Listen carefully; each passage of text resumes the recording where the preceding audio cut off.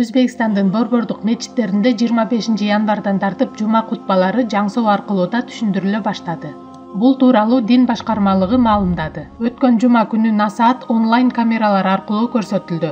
Эми кулагы укпаган адамдар мечитке коюлган монитордон имамдын намаз окуп жатканына гана көз салбастан анын айткандарын дагы түшүнө алышат. Ошондой эле мечиттердин сыртына майыптар үчүн атайын жайлар бардыгын көрсөткөн белгилер илинген.